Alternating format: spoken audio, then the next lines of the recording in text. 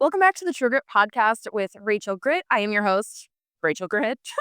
And today we've got kind of an interesting topic that I've been wanting to talk about for a while, and that is the movie K-pop Demon Hunters and whether we as Christians should be watching it and letting our kids watch it. Now, I'm going to give you a little bit of a spoiler here. I love the movie. My kids love the movie.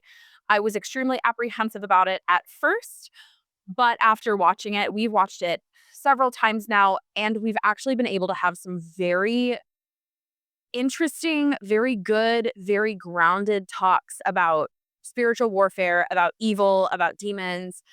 It's honestly been an incredible tool for teaching our kids about things that they can't exactly see and how evil actually works. So, I'm going to start by talking about the things that I really like about the film, the reason that I believe it is a really good tool for teaching kids about spiritual things. And I am at the end going to talk about some things that I don't really love about it or things that you might want to watch out for. I do very much encourage parents, of course, to be careful about what they're allowing their kids to watch. That said, though, I grew up in a home where my parents were extremely careful about what they let us listen to, what they let us watch. And while the idea of being careful and at the very least mindful about what you put into your heart and your mind, I think is a concept that has served me well, how strict my parents were about what I was actually allowed to watch, I honestly feel was a little bit counterproductive. It almost led to once I was able to make my own decisions about what I watched, just having no restrictions whatsoever because it felt like, oh, wow, I've had all these very, very, very tight restrictions on me so far, and now I get to make my own decisions. It didn't really teach me to be mindful. I kind of had to put the concept that I knew into practice on my own instead of kind of being walked through the process of, dealing with difficult subject matter, how to reconcile difficult subject matter with my faith, all of those kinds of things. I was kind of just taught to avoid anything that could potentially be bad. So I know that and I participated in some conversations online about this movie, and people are very split down the middle, and I understand why. And like I grew up in a home where we watched and read Narnia. Harry Potter was not allowed. I wasn't allowed to listen to Radio Disney, and anything that could potentially be considered demonic was definitely off the table. And so I will be pretty upfront. I at first when I heard about the movie was like, yeah, huh, okay, over my dead body are we watching something called K-pop Demon Hunters? And there are videos that I've seen of people kind of making fun of, like, it's kind of a silly name, even if let's take the demonic thing out of it. He's like, "Oh, K-pop demon hunters? Okay, wow." I think Trey Kennedy has a video where he's like, "Wow, they really have run out of ideas," and then ends up, like, after watching the movie, was, like, dancing to the soundtrack. But there also is that angle of anything with the title demon in it, especially for Christian parents, for spiritual parents, is kind of going to prick their ears up and go, okay, hold on, let's take a second look here. And for a lot of parents in discussions I've seen online, the name alone is enough to completely shut down any conversation about watching it. Because if it includes the name demon, it must be demonic and we need to avoid anything demonic. And while I understand where they're coming from, because that pretty much was how my parents leaned growing up, and that is honestly how I leaned until we decided to give it a go. I want to encourage you to be a bit open-minded. If you are in the camp where you heard the title and were like, pardon the pun and also a little bit of language, hell no, this is not happening. I want to encourage you to have a bit of an open mind. We're going to talk through the positive and the negative. And honestly, I firmly believe that the positive far outweighs the negative, and the negative honestly provides an opportunity for some conversations about things. I grew up in Christian school. I grew up with many kids who were far more sheltered than I was. Like, even some Christian music, even some Christian media wasn't deemed clean enough. And those are the kids who tend to go buck wild once they get a little taste of freedom. Sheltering your children does not save them from the evil that is in the world.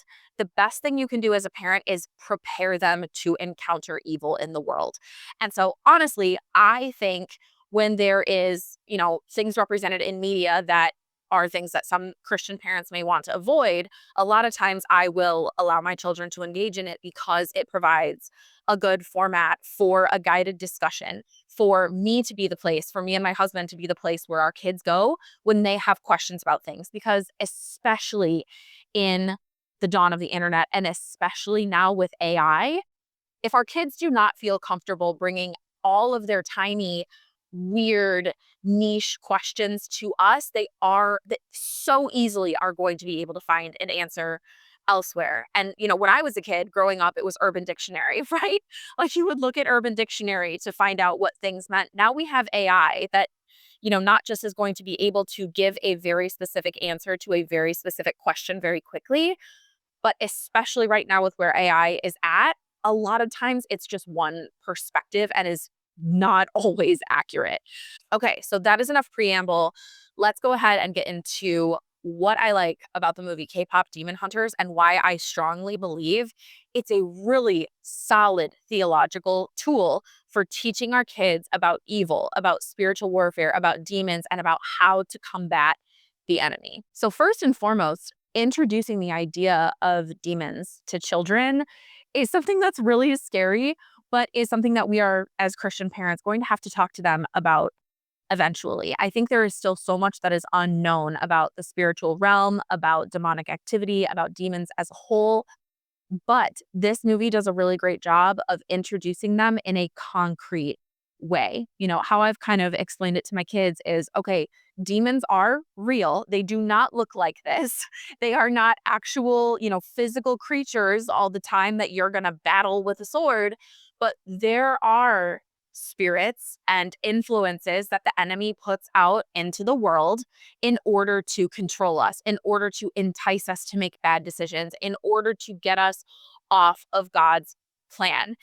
And this is probably one of my favorite points that the movie introduces and does a really great job of giving us a concrete example to point to how evil a lot of times can look good and look attractive. So if you're not familiar with the movie at all, there are going to be spoilers in this episode. I'm just going to talk about everything. So if you don't want any spoilers, this is your sign to go ahead and click away.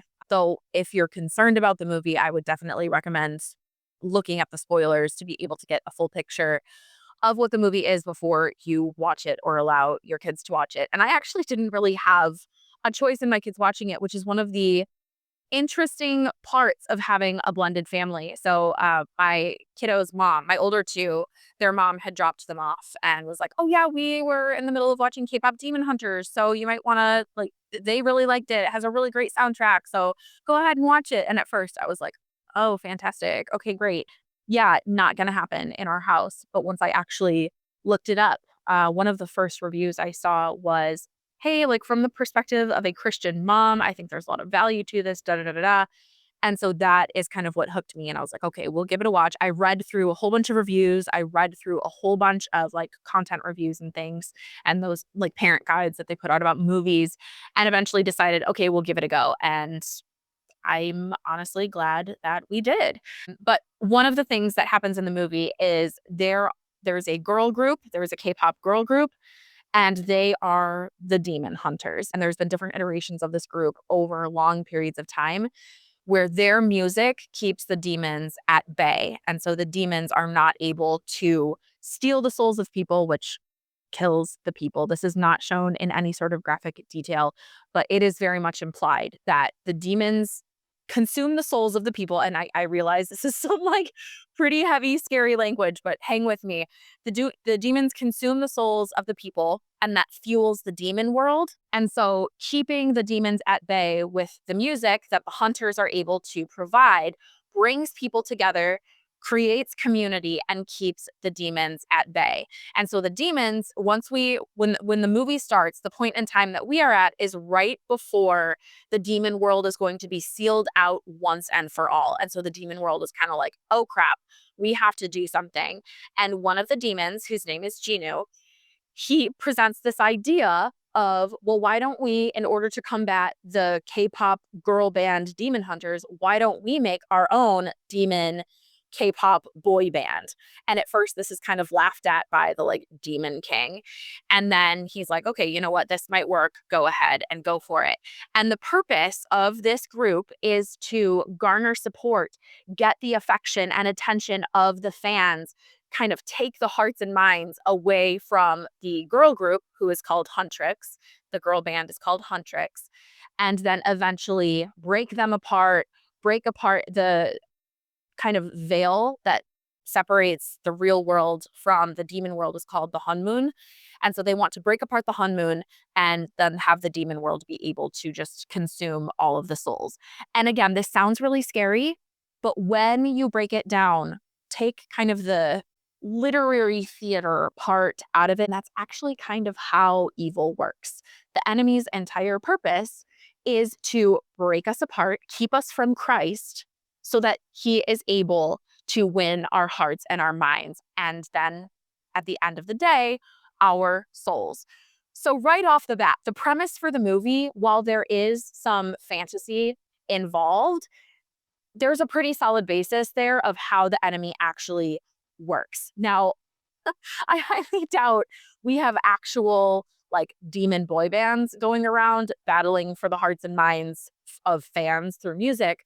But again, when we suspend our disbelief a little bit, there's a lot of really solid truth here that we can use to clearly illustrate to our children in a way that they will understand how evil actually works. And so this boy band is made up of demons, and they, in their human form, are supposed to be very attractive. Like all of the fans really love them. They're one of the lines that keeps getting reiterated through the movie is, wow, they're so hot and respectful, because they present this front of being very respectful.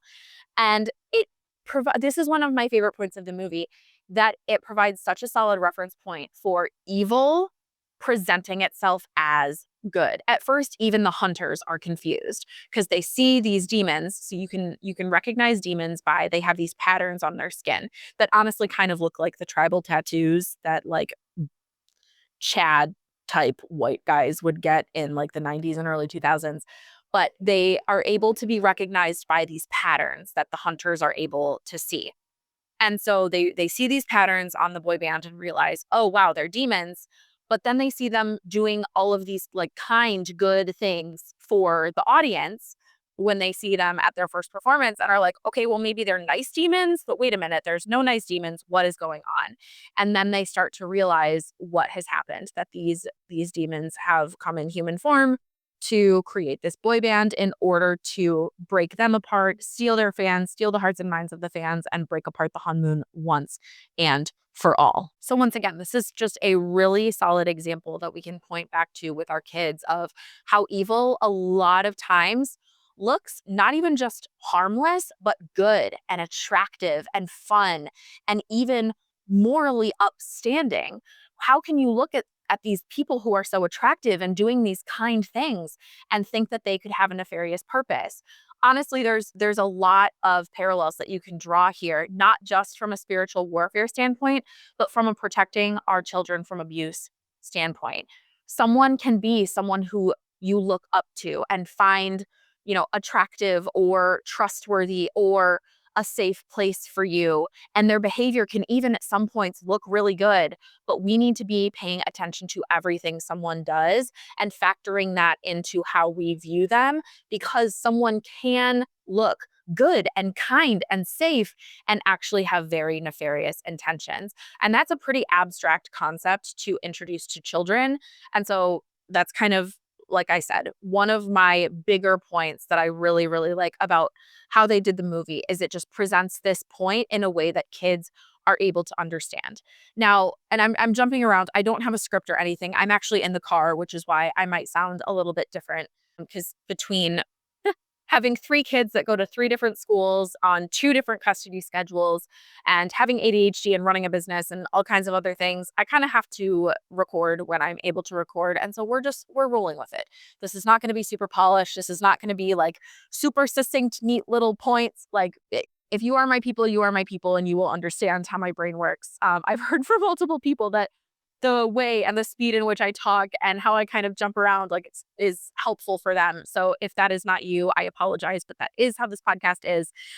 So let's go ahead and move on then. Another point that I think the movie does a great job of is showing that one, someone who is on the, evil side of things can be redeemed, but that also does not mean that everyone who is choosing to be on the evil side of things is just this helpless soul looking for redemption and comfort. So, Jinu, the demon who presents the idea to the demon king of creating this boy band, it turns out that he is human, and he kind of sold his soul to the demon king in order to, 400 years in the past, he was poor on the streets with his mom and his sister, and it's presented that he sold his soul to the demon king in order to secure a better, safer life for himself and his family.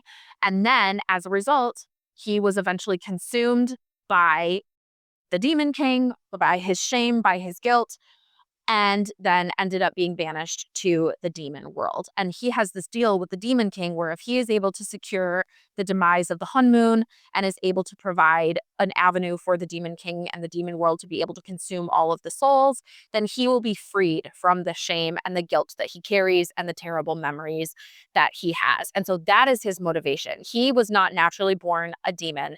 He was born a human and then was banished to the demon world. So he is motivated by his own desire to get this voice of shame and guilt out of his head. And throughout the movie, again, this is a spoiler, he and Rumi, who is the main character of the film, she is one of the hunters and she also is half demon. So she has patterns like a demon, but she has hidden them from the two other girls who are in the group whose names are Zoe and Mira. So Rumi is part demon. Her mom was a hunter. It is not explained in this movie how her mom ended up having a baby with a demon, but she was raised by one of the other women who was in the band with her mother. And Celine is this woman's name. And so Celine raises her knowing she is part demon, but teaching her to hide this part of herself. She teaches the girls, the entire band, that they have to conceal any flaws. They have to hide their flaws from the world, hide their fear from the world, and present this perfect front in order to be effective. And I'm kind of mixing some of the things that I wanted to talk about here. But so it turns out that Rumi is part demon. Jinu is a human who has been turned into a demon. And during a battle scene where Rumi is trying to fight Jinu, he ends up, her sleeve gets ripped and he sees her patterns and realizes that she is part demon. And in that moment, he kind of takes pity on her. He realizes that during this battle scene, her fellow bandmates, Zoe and Mira, are going to see her patterns. And there's this very quick scene where he wraps her in a hug, ties fabric around her arm to hide the patterns, and then leaves. And so that starts this tension where he realizes that Rumi is part demon, that she is hunting demons, and that the demon king has no control over her. And so that gets his mind going about, okay, maybe there's another way here. Maybe there is a way that I can loose the demon king's control over me without going through with this plan that's going to result in basically the demise of the world. And at the same time, Rumi now realizes someone knows her secret, but she kind of continues about her day. And over time, he reaches out to her, Chinu reaches out to her, and they establish contact and they start to kind of build this very tentative friendship that then does blossom into romance. But there is never, they hold hands very briefly, and there's definitely this romantic tension, but they don't kiss. Like there's no really resolution to the romance. So then Rumi has this experience with this demon where he does something kind and compassionate for her that honestly is a little bit self-sacrificing. And so she starts to shift how she feels about demons as a whole. And this is where we kind of have to get into the nuance, right? And this is where the movie actually does a really great job of demonstrating that there is a difference. They're not promoting the idea that all demons are actually just oppressed creatures and we need to free them and they're not actually evil. In the next battle scene, she corners this demon who is not part human. They are full demon. And she's asking, is the demon king keeping you captive too? Is he controlling you too? And the demon's smile just like grows on its face. And she realizes, okay, no, this is not this universal experience where the demon king is just oppressing them and they're being forced to do things they don't want to do. Most of these demons really just are demons. And she realizes, okay, this is not everyone is in Genu's position where he doesn't want to be doing this evil stuff. A lot of these demons, most of these demons, if not all of them, truly are just evil. And I think that's a really important distinction. And I'm really glad that the movie introduces that point because it does clear up this idea that maybe all demons are just misunderstood that could potentially be there. So then over the course of the movie, Rumi and Genu have this tension between them where they try to create a plan in order to overthrow the demon king, but you're not really sure, is Rumi playing Genu and just trying to get him to do what she wants so that they can finally seal the honeymoon and her patterns will be gone. So she is kind of selfishly motivated by the desire to remove her patterns so she can just live her normal life and not have to worry about hiding from her bandmates. And Genu is selfishly motivated to get the Demon King's voice out of his head and finally be freed from his guilt and his shame. And so there's this tension where they both are using each other, but then it goes poorly, but then they kind of try to trust each other and they build this tentative friendship that blossoms into romance.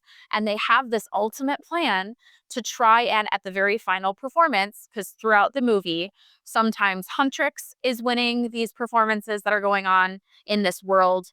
And sometimes the demon band is called the Saja Boys. Sometimes the Saja Boys are winning these performances. And so kind of the climax of the movie is Rumi and Genu plan to sabotage the Saja Boys performance at, it's called the Idol Awards, which will allow Huntrix to win and should finally seal the Hun Moon.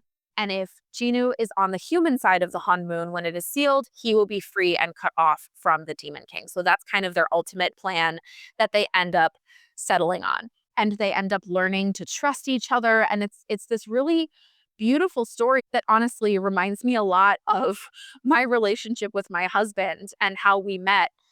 We are both divorced. We both were in pretty rough marriages. I think all parties would probably agree that the marriages were pretty rough. And when we found each other, we were both very, very damaged.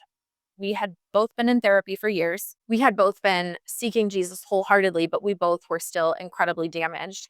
And tentatively learning to trust each other and tentatively learning to kind of extend ourselves and build a friendship that blossomed into this beautiful romance that now is a really wonderful marriage. The story of how Rumi and Chinu start falling in love is really beautiful. And I know I'm not pronouncing all of the names correctly. I'm doing my best. But it's a really beautiful story of two broken people who truly desire to be better, but are still deeply flawed, learning to trust each other and grow together towards improvement.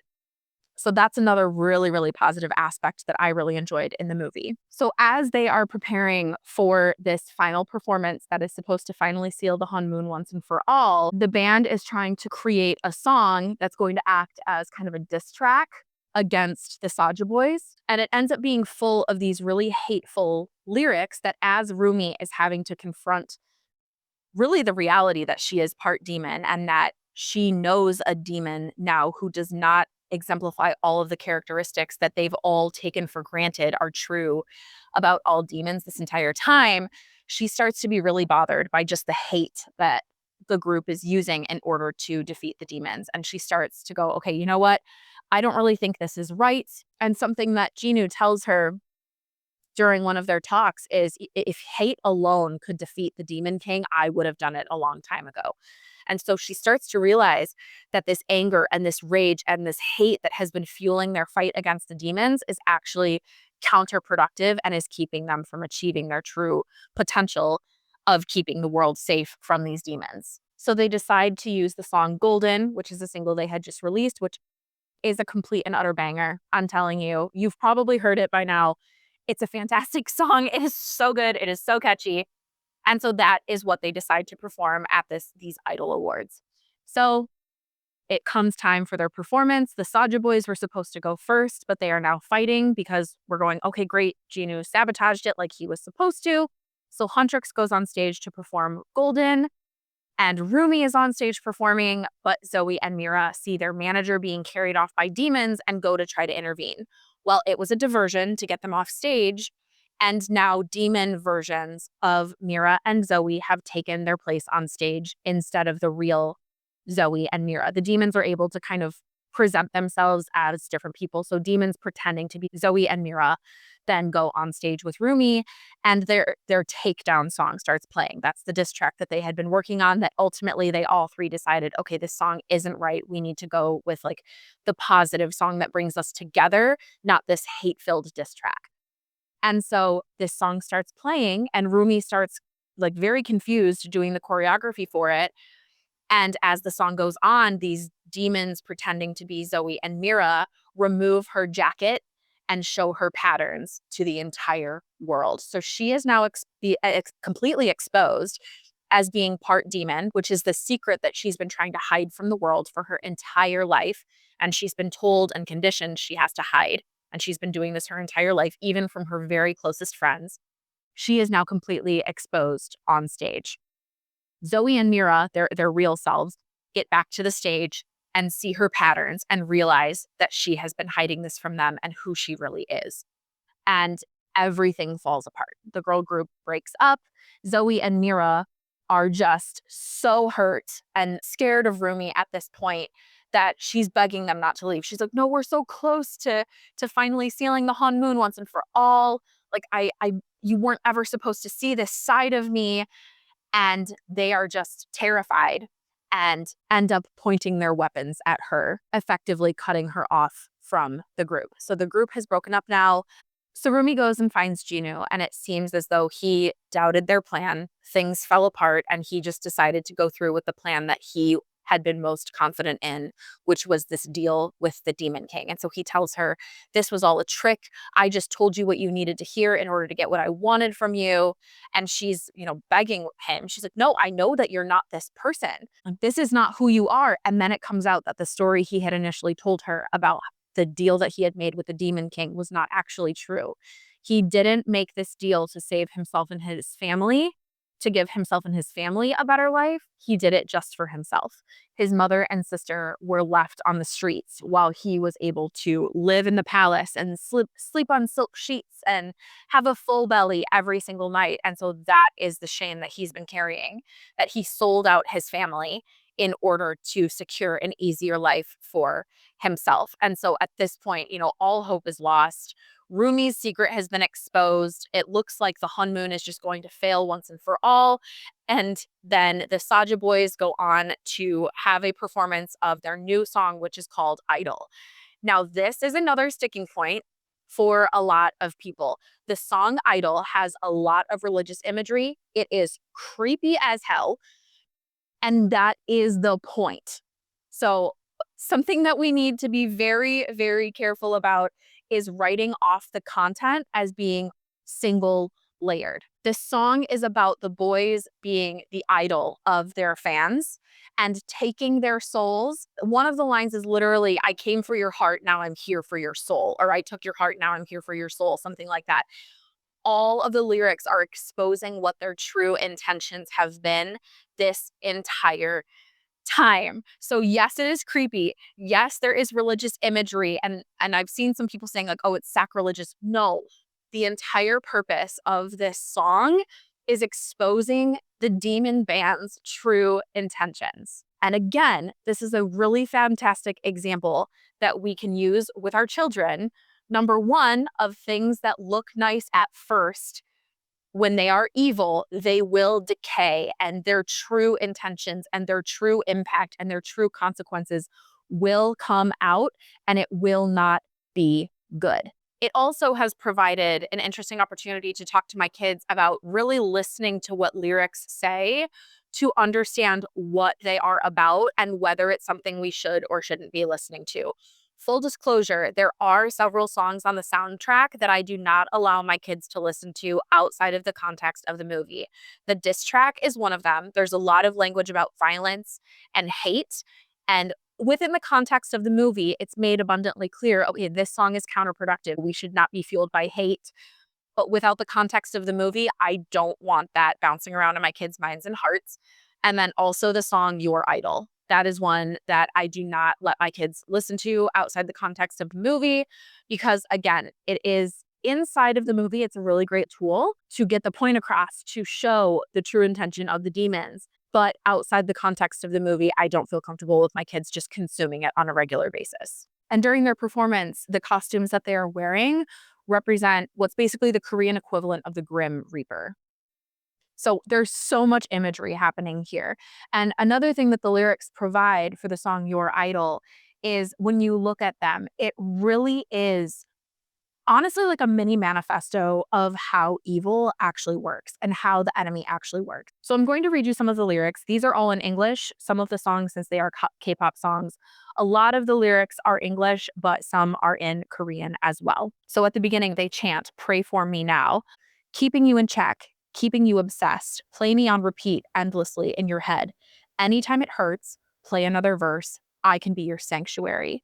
No, I'm the only one right now. I will love you more when it all burns down. More than power, more than gold. Yeah, you gave me your heart. Now I'm here for your soul.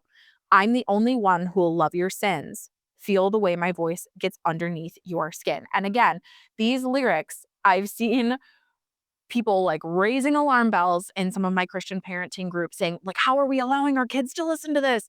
Number one, this is how evil actually works. And this is such a great tool to be able to teach our kids the insidious nature of evil. And honestly, I like to give a little more credit to my kids and teach them about heavy, heavy things like this sooner rather than later. And especially when it's in relation to some sort of media that they enjoy, that they understand, that paints a good picture to them and connects in their little growing brains of how evil actually works.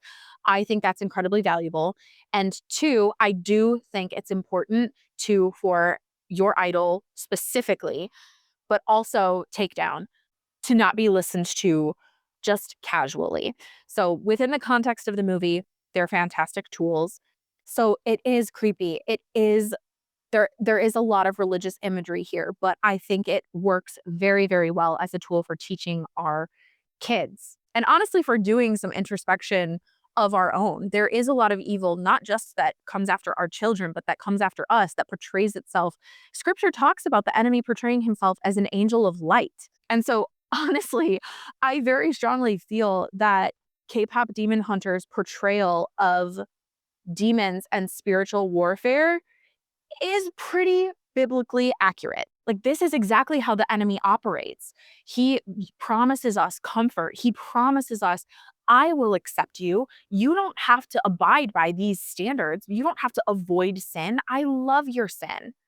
You are comfortable here. You are safe here with me. And that's how he draws us in. And then we end up being consumed. So the fact that these lyrics strike a chord with Christian parents is a reason to use it as a tool for your children, not a reason to run from it. Because guess what? Children are going to hear these messages, and not just in the context of a fictional movie. They are going to hear these messages from the enemy himself. And it is going to go far better for them if they know how to respond and are aware that these messages are going to pop up versus having absolutely no idea and basically being sitting ducks for every tactic that the enemy can throw. If we can prepare our kids even a little bit for how the enemy works, that will serve them incredibly well. So I want to warn you that watching the movie K-pop Demon Hunters, there are quite a few prickles that are going to happen. But what I want you to do, first of all, I would encourage you to watch the movie before you watch it with your kids. I did not do that. And I don't think I was as prepared as I should have been to have some of these conversations with them. Now, we have watched it multiple times and have had multiple conversations about it. Every time we rewatch it, it kind of brings up something new that we can talk about.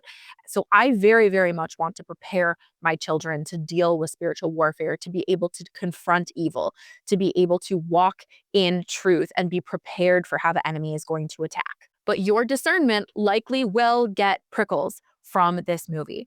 Now, I do want to briefly say that this is also an area where personal conviction can come in. If you feel personally convicted not to watch this movie, I want you to pray about it and abide by that conviction. But I also want to warn you not to conflate your spirit picking up signs of evil with conviction, because this is imagery, this is language, these are tactics that the enemy uses. So, of course, our spirit is going to recognize them. But when we are seeing them in the context of literature, we are able to use that in order to teach, not just as something that absolutely needs to be shied away from. Let's go ahead and move on. But your idol, just to reiterate, has definitely been a sticking point for a lot of parents that I have seen online. But I want to challenge you. Look at it from the perspective of using it as an example of what the enemy is capable of and how he operates, and that will allow you to use it as the tool that honestly has been so incredibly helpful for us. But I do think it's important to note that just letting your kids watch this movie is not going to achieve that end result of educating them on evil and on spiritual warfare. It is going to require us as parents having conversations and guiding them through it, which is why you're here. So I want to encourage you in that. This is not me saying, oh, yeah, it's totally fine. Just go watch the movie. I want you to be aware so that you are able to guide your kids through it, because it's a fantastic tool. So, the final performance by the Saja boys ends up being interrupted by Rumi, who now is like, her hair is disheveled. She's no longer wearing her jacket. You can see her patterns all over her skin. One of her eyes is now even golden, which the demons tend to have golden eyes. A lot of them have golden eyes, or at least glowing eyes. So it is incredibly clear now what she is. And, her secret has been exposed to the world. But she still shows up to this Saja boys performance and interrupts it and begins to sing a song about, now that I am not trying to hide my imperfections and my flaws and the things that I struggle with, this is what my voice sounds like now. And as she begins to sing and confront the Saja boys, Zoe and Mira, who were also in the audience, they had ended up going their separate ways. And I want to pause here and talk about how that happened. So as the Huntrix band has broken up now and the Hun Moon is more vulnerable and the demons are able to have more and more control, the demons start to kind of get in the heads of some of these characters. So, for example, Mira, we learned through the movie that she was kind of the black sheep of her family, and that Huntrix was essentially her second chance at having a family. So when the band broke up, the demons start to get in her head and go, you don't belong anywhere. You don't deserve a family, but I can give you a family. And Zoe, we learn throughout the movie that she is very much a people pleaser. She's very eager to please. She really wants to be accepted. And so, of course, the band breaking up really shakes her. And as Mira then kind of casts her away, the demons get into her voice and to Zoe's head and say, you're too much and not enough, but I can help you belong. And so it is insidious. It is creepy. But again, this is how evil actually operates. And it's such a great picture that we can point at to our kids and go, this actually happens. We need to be aware of when thoughts come into our heads that are not of God, because we do not need to listen to them. And look, see, Zoe and Mira and Rumi, they listened to the demons that were in their heads. They listened to the thoughts that were telling them things that were wrong and bad and evil. We don't have to do that. We have a different way. And so during this performance, the two other girls, Zoe and Mira, see Rumi start to sing and find her voice now that her secret has been exposed. And they join her and they sing and they end up defeating the Saja boys. But then the Demon King is now able to enter the human world and confronts everyone, and specifically targets Rumi and is trying to destroy her. And he's like blasting her with his power. And it shows Rumi just pushing back, and all of a sudden it stops. And she looks up and hears Jinu.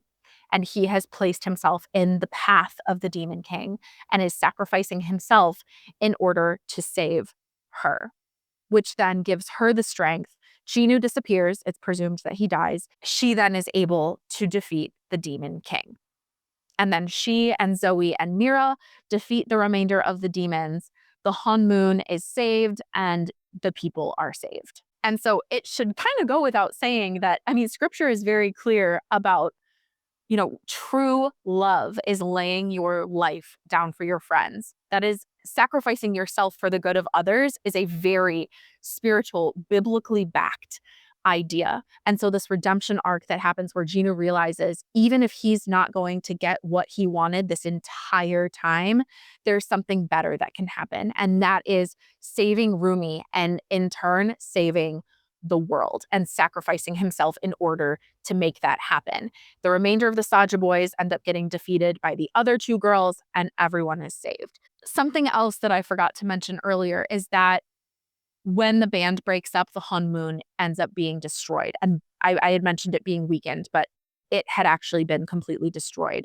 And Rumi realized that the old Hun Moon needed to be destroyed so they could build a new one, so they could build a better one that was based on actual truth, not this twisted fake idea of perfection that they were trying so hard to present to the world.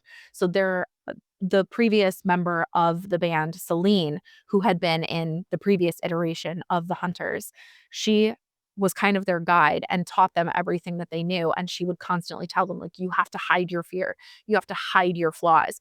And so this old Hun Moon had been based on this fake persona, this fake perception that the girls had been presenting to the world, that they were perfect, that they had it all together. And only once that pretense was gone, only once that fake, inauthentic view of them was gone, only then was truth able to provide the final boost that the Han Moon needed to seal out the demons once and for all.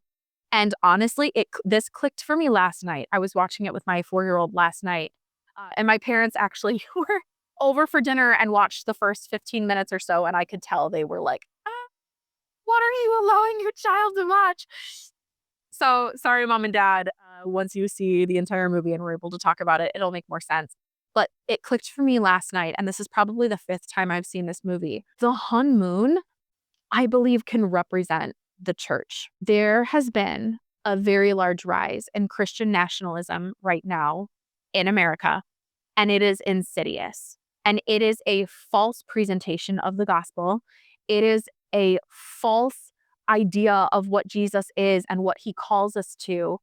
And honestly, I think we're in the middle of an overhaul of the church right now because people are realizing that a lot of what American evangelicalism stands for and teaches and touts, and especially now that it has been aligned with the conservative political party here in America, people who call themselves Christians, many people, there are many people who call themselves Christians who genuinely do serve and follow Jesus. But the American church as a whole, now that it has kind of been commercialized and packaged alongside the conservative community, the conservative political party, it has become something Jesus never would have wanted it to be. It has become about appearances. It has become about power.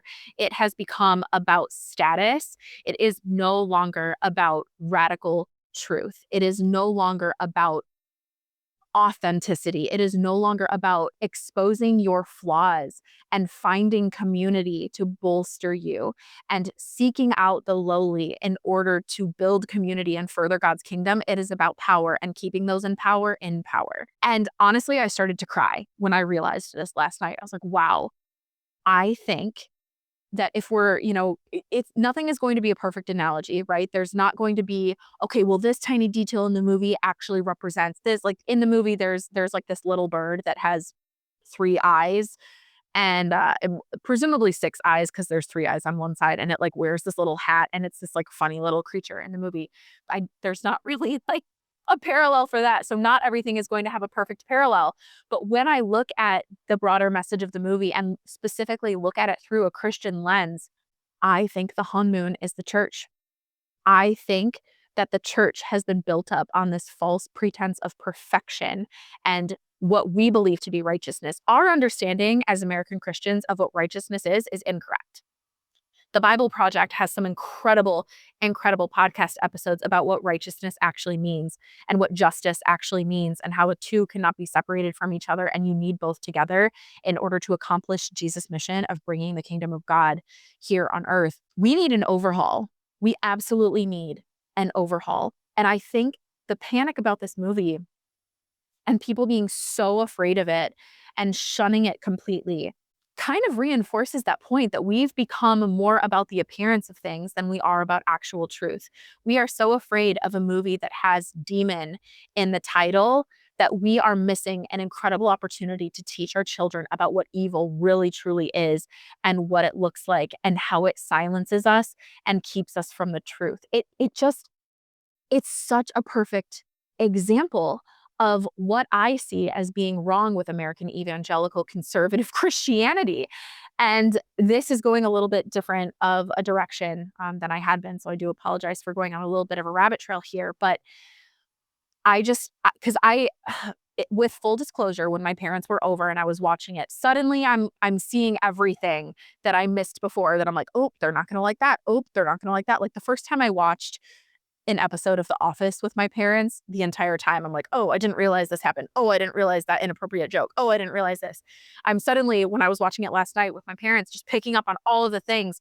And so I started to kind of like feel this prickle in my spirit. I'm like, "Okay, I want to pray for discernment here because truly, if this is the Holy Spirit kind of prickling me and going, is this something that we should be feeding our hearts and our minds? I want to be aware of that."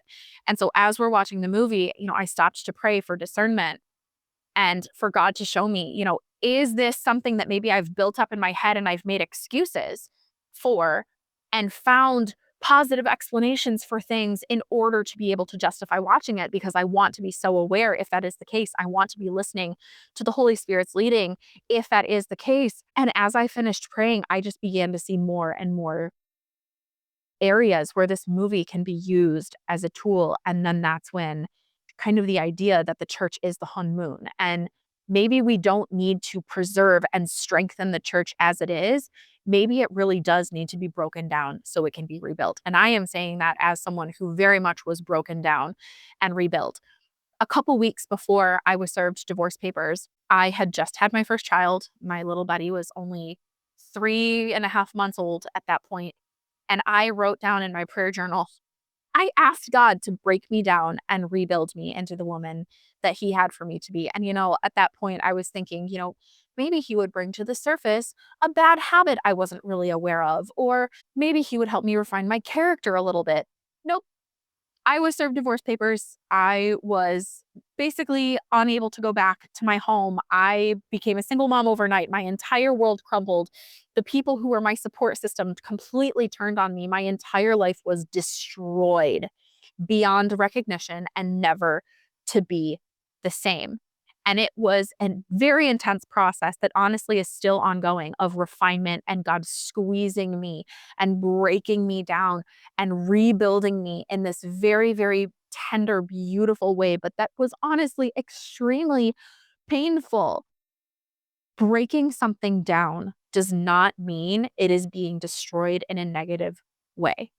It is many times making way for something new. We serve a God of redemption. We serve a God who loves to take things the enemy intended for evil and use them for good. And I fully believe that that is what we have the opportunity now to do in the church. Okay, I'm gonna step off my soapbox now. You probably have some thoughts on that, especially if you are part of the conservative Christian community here in America. I'm sure you were not anticipating hearing that this morning. So real quick before I kind of dig into some of the things that I think parents need to be aware of that maybe aren't so positive about the movie, I do want to provide an opportunity to talk about this. So if you have thoughts you want to talk through, even if you would want to hop on a podcast episode with me and kind of talk through things, or even if you just want to send me an email, you can email me, rachel@rachelgrit.com. All right, I'm going to take a breath here and have a little sip of my coffee. So to sum up, I truly believe there is so much good and so much potential for good in this movie. It's a fantastic tool to be able to use to teach our kids about evil and what to look out for and what to be aware of and how the enemy actually works. And again, to reiterate before I get into some of the negative, I strongly believe the positive of this movie far outweighs the negative. You are able to do with that whatever you would like. You, of course, get to make the decisions about what happens in your house. But I would encourage you to pray for discernment about this movie and be open to the Holy Spirit's leading. It is absolutely fine to not watch this movie. It is absolutely fine to have a personal conviction against watching it that you follow. You should always be following your personal convictions when they are given to you by the Holy Spirit. God gives us discernment when we ask for it. And so if you have a personal conviction about watching this movie, this is not me telling you to ignore that. But what I want you to do is pray about it. Because again, I firmly believe the positive of this movie far outweighs the negative. So let's talk a little bit about some of the things that are in this movie that I don't think are great. There are a couple of things in the movie that can be seen as inappropriate, but ultimately I don't think they detract enough from the movie to forego watching it. So the first thing is there is a little bit of like borderline sexualization of one of the characters. I'm very glad that there is not for a single moment any sexualization of any of the girls. So we're actually dealing with the sexualization of one of the boys here, which, as a woman growing up in America is a little bit refreshing, but also something to be aware of. So in the Saja Boys, one of the characters is named Abby, and that is literally just because he has a six pack. And that is regularly shown off through the movie. There is one scene in particular where the Huntrix girls meet the Saja boys for the first time and are immediately enamored because the Saja boys are very attractive. That's one of the main draws to them is they're very, very physically attractive. And there is a scene, the boys come into view in slow motion, and there is a very close-up scene that goes on for quite a while where Abby's shirt kind of flaps open and is very, very tight, and one of the buttons flies off because, his abs are so big and strong and his pecs are so big and strong. One of the buttons flies and hits one of the girls in the face. And they see his abs, and Zoe and Mira, their eyes turn into six-pack abs, which it's not as creepy as it sounds. Like the actual visual execution of this is not as creepy as it sounds. But honestly, it is kind of a lot, especially for a kids movie. And then their eyes turn into corn for some reason, and then the corn pops because the insinuation here is that these boys are so hot that the corn that their eyes turns into pops. And it's it's done in a very cartoony way, but there also is a very, very huge emphasis placed on this character's abs.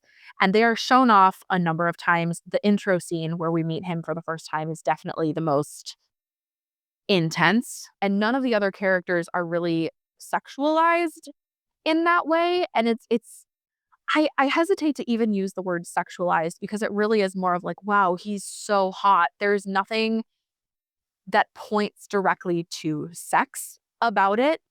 Like when I was in middle school, I remember like being obsessed with six packs and being like, oh my gosh, six packs are so hot. And it more being about someone being very attractive versus sexy. So kids who understand being attractive, but not quite sexy yet, this is not necessarily going to like jump them a step ahead, but it is an opportunity for a conversation. It is an uncomfortable scene, so I would encourage you to watch it ahead of time and decide your comfort level. You can absolutely skip through it.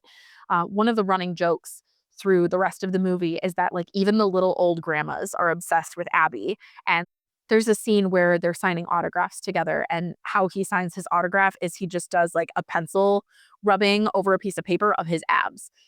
I think he's wearing a shirt at that point. I honestly don't remember. There are a number of scenes where he is shirtless or his abs are shown. But yeah, so it's more of, wow, he's so hot. Look how hot and attractive he is. The sexual angle isn't necessarily brought up, but it's hopefully you get what I'm saying. I would just encourage you to watch the scene, or just watch the movie before you watch it with your kids, but at least watch that scene. And if you're uncomfortable with that idea, you can go ahead and skip it. The only thing really integral to the plot, and it's not even that integral to the plot, that happens in that scene is Genu presumably accidentally knocks Rumi over, pretends to extend his hand to help her up, and then ends up brushing dust off his shoulder and says, "Watch yourself." So it's our first introduction to Genu being this selfish jerk, honestly. But beside that, there's nothing really integral in that scene that you're missing if you skip it. Now, the girls are not sexualized during the movie, which I really appreciated. No one even really talks about like, "Oh, they're so hot, they're so attractive." There's not really any mention made of their looks, but if you are sensitive to things like short skirts, it is kind of your typical animated body types. They are very tall and thin. They have very long legs. Their skirts are also very short. Nothing is shown. A lot of times they're wearing high necked tops. There's no cleavage. There's really nothing or sexualized about the girls' bodies. But if you are someone who is sensitive to like short skirts or crop tops, they are wearing crop tops a lot of the time. They are wearing short skirts a lot of the time, but that is kind of in proportion to their body length. Again, there's no cleavage shown, nothing like that. There is a scene at the end of the movie where they're at a spa and they're in kind of like a hot tub and you can see their bare shoulders. So there's kind of the insinuation that they're either in like tube tops. The credit scene has a cartoonized version of this where they're wearing towels under the water. So it's not completely insinuated that they're naked, but you could kind of make that assumption because you're seeing their bare shoulders and there aren't any straps or anything. A couple of their outfits do have some buckles. Zoe's main top that she wears is a crop top that has some buckles around the neck. So that can kind of allude to some like leathery type clothing. But nothing is, there are no like corsets or like very strappy things or anything that is overtly sexualized. It's just kind of like a style that is used. There's some buckles in some clothing. So if that is not suggestive to you, that will 100% definitely go over kids' heads, or not even register for them. But again, the costumes are not sexualized. There's no cleavage. There's no like butt cheeks hanging out. They just are, you know, animated women tend to have long legs and shorter skirts, and that is very much the style that is here. The dancing really isn't suggestive. There are maybe a couple of moves that are like hip swivels and things, but there's really nothing suggestive in the dancing. I'm trying to think if there's really anything else. This isn't necessarily negative, but there are some lines in a song that Rumi and Jinu sing together when they're kind of realizing that they can trust each other and realizing that they can relate on this very deep level. They sing this song, that includes some comments. Rumi says, like, "I want to change, but I won't if you're not by my side," and kind of goes on to portray the relationship as this, like, special understanding that they have, and it can be taken a little far. Not any further than really any, like, Disney princess movie or any other movie that has a romantic plot line, but it is also an opportunity to have a talk with your kids. So, I talk to my kids like, "Okay, so in a relationship, when you get into a relationship someday, it's going to seem perfect. It's going to seem like no one understands you like this person and no one understands your person like you and you're perfect for each other, but that's not true. It's going to feel perfect in the beginning, but you're both human. Everyone has flaws. Nothing is perfect. There is not just one person who's going to understand you and you just can't live without them." The movie isn't crazy overt about promoting that or about having that message, but it was something I wanted to talk to my kids about. Even listening to like old school Taylor Swift, there's a lot of like toxic relationship advice. I love Taylor's music. It's played a big part in my life, but she is not someone I would ever go to for relationship advice. And so even something like listening to Taylor Swift a lot of times in my house results in a conversation about what a healthy relationship looks like and how no relationship is going to be perfect, but it's going to feel perfect at first because that's what hormones do. They make it feel like things are perfect. The only other thing I can think of that honestly it did not register with me at all until watching it last night. There is a scene where the Saja Boys and Huntrix are at a joint signing. They're signing things for their fans together. And it's clear that there's kind of a connection between Rumi and Ginu. Zoe kind of has a crush on one of the other guys. I don't remember his name. He has like hair in front of his face. I think he's Mystery. But then Mira is sat between Abby and one of the other ones. And there's a scene afterwards where you see different clips of fans kind of making, if you know what shipping is, it's basically where like you're like, yeah, I want these two to be together, typically with celebrities or characters in a show or a book or whatever. It's called shipping. So fans are shipping Rumi and Ginu, and then they're shipping Zoe and Mystery. And then very briefly you see on a screen where someone is shipping Mira with Abby and the other guy. So you can most people will probably interpret that as like a love triangle, almost like, Bella with Edward and Jacob. Like, which one is she going to choose? But it could be taken as a throuple situation where someone is like really wanting the three of them to be in a relationship. But again, like I did not even notice that until last night. Most people will probably not even clock that that is even a thing. It very much could be taken as like a love triangle sort of a situation. But I did want to mention that very briefly, just in case that's something that you are sensitive to as well. And again, it's an opportunity for a conversation with the kids. Like polyamory is a thing in today's culture. I mean, it's been a thing for a very long time, but it's something that has kind of become part of the broader conversation now. So that is an opportunity for you to be the one controlling the narrative with your kids, you to be the one introducing that concept so they're not getting their information from their peers or from the internet or from social media. And again, I do not think most people will even register that. The last thing is there is a bit of violence in the movie.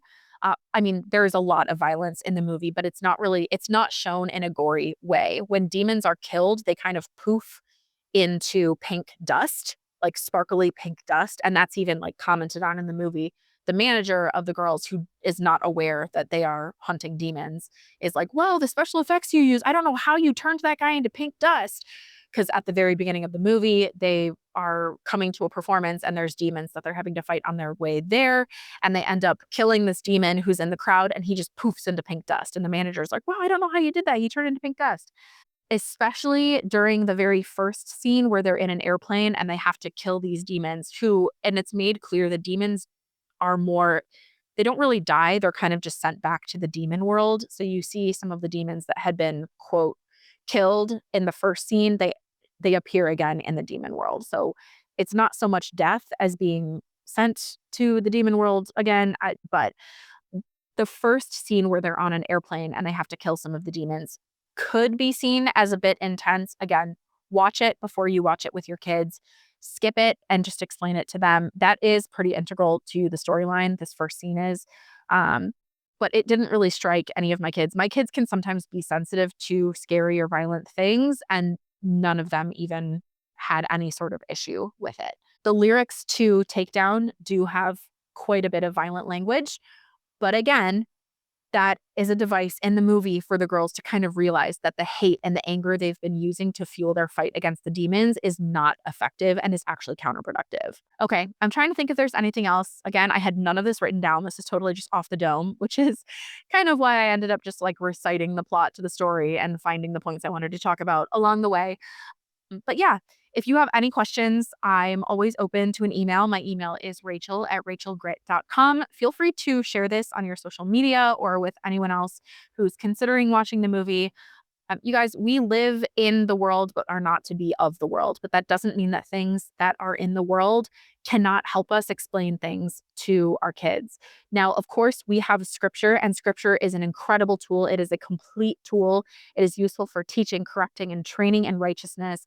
But we also were given the power of storytelling. Storytelling is something that Jesus used to communicate.